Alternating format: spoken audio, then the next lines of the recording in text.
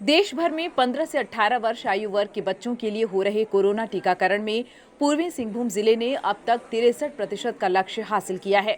इसे 100% पूर्ण करने के लक्ष्य को लेकर शुक्रवार को एक बैठक का आयोजन रविंद्र भवन सभागार में किया गया, जहां जिले के शिक्षा अधीक्षक जमशेदपुर अक्षेस के विशेष पदाधिकारी समेत तमाम आंगनबाड़ी सेविकाएं मौजूद रहीं। गौरतलब हो कि तमाम स्कूलों के माध्यम से जिला प्रशासन इस अभियान को सफल बनाने में जुटा हुआ है और अब तक 63% बच्चों को कोरोना टीका दिया जा चुका है। राज्य भर में पूर्वी सिंहभूम जिला इस अभियान में दूसरे पायदान पर है, लेकिन जिला प्रशासन इससे संतुष्ट नहीं है, जिसे लेकर बैठक का आयोजन किया गया। बैठक में तय किया गया कि आगामी सोमवार से डोर टू डोर सर्वे और टीकाकरण किया जाएगा। जिला शिक्षा अधीक्षक सह टीकाकरण अभियान के नोडल पदाधिकारी राजीव रंजन ने इस बाबत कहा कि जो बच्चे स्कूलों में पहुंच रहे थे उनका टीकाकरण पूर्ण कर लिया गया है, लेकिन अभी भी बड़ी संख्या में ऐसे बच्चे हैं जो किसी कारणवश स्कूल छोड़ चुके हैं। ऐसे में उन्हें चिन्हित कर उनका टीकाकरण किया जाना है और सोमवार से शिक्षा विभाग के कर्मचारी, अक्षेस विभाग के सुपरवाइजर और आंगनबाड़ी सेविकाओं के द्वारा इस कार्य को शुरू किया जाएगा और जल्द ही जिले भर में 100% के टीकाकरण लक्ष्य को पूर्ण कर लिया जाएगा।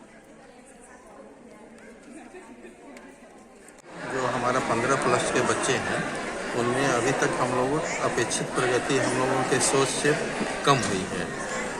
अभी तक पूरे ज़िले में जो लक्ष्य हमारा है 1,66,751 बच्चों को टीकाकरण कराया जाना है, जिसमें अभी तक हमारी उपलब्धि 63% है। राज्य स्तर पर देखा जाए तो अभी हम लोग सेकंड पोजीशन पे हैं, परंतु हम लोग अपने आप को इसमें कम महसूस कर रहे हैं कि हम लोग जितना चाहिए था कराना उतना अभी तक हम लोग करा नहीं सकेंगे। इस कारण से हम लोगों ने स्कूल गोइंग जो बच्चे हैं उनको तो स्कूल के माध्यम से हम लोग करा लिए थे और कराने का, और जो छूटे हुए उनको स्कूल भी खुल गया है, उनको स्कूल खुलने के बाद भी अगर बच्चे आते हैं तो इस स्थिति में हम लोग उन लोगों को कराएंगे।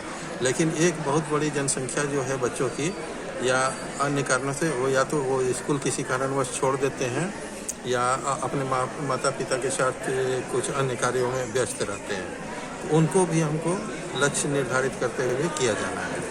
इसमें हमारा जो ग्रामीण क्षेत्र है वो लगभग सेचुरेशन के 65% है, लेकिन शहरी आबादी जो है बच्चों की उसमें मात्र 55% द्वारा ही लिया गया है। तो इसको हम लोगों ने टारगेट लिया है कि जो हमारा स्लम एरिया है जहाँ पर बच्चे कहीं निकल जाते हैं या स्कूल छोड़ चुके हैं या कोचिंग कर रहे हैं, अपने घर में रहकर पढ़ाई कर रहे हैं, तो उनको भी हमको टारगेट करना है। इसी उद्देश्य से हम लोगों ने जेनेसी के साथ और जो हमारे प्रोबेशनर हैं उनको भी हम लोगों ने आज बैठक में शामिल किया है। उसके साथ साथ जेनेसी के अंतर्गत आने वाले जितने सुपरवाइजर हैं और प्राइवेट स्कूल के जो प्रधानाध्यापक हैं उनको भी बुलाया गया है।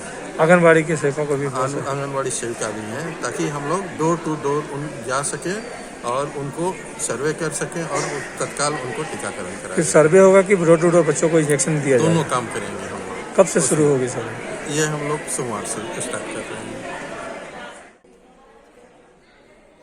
न्यूज विंग के लिए जमशेदपुर से गंगाधर पांडे की report.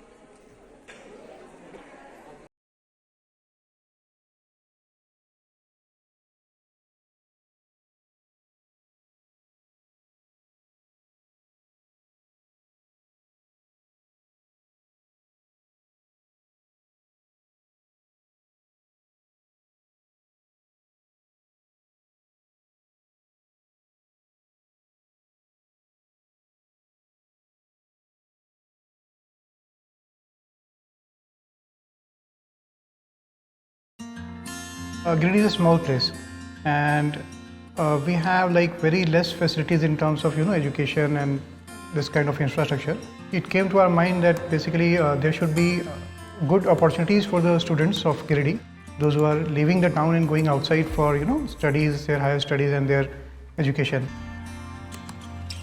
I wanted my son to start with the coding classes, so I researched it online. I got through all the reviews and everything.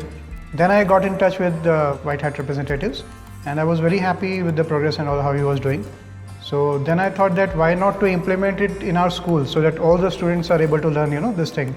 I started coding because we can make our thoughts real. We can interact with the computer. White Hat Junior is helping me to create a web browser And I think on this part, White Hat is actually leading, on this coding platform. It is definitely a very good platform, and one should implement in every school.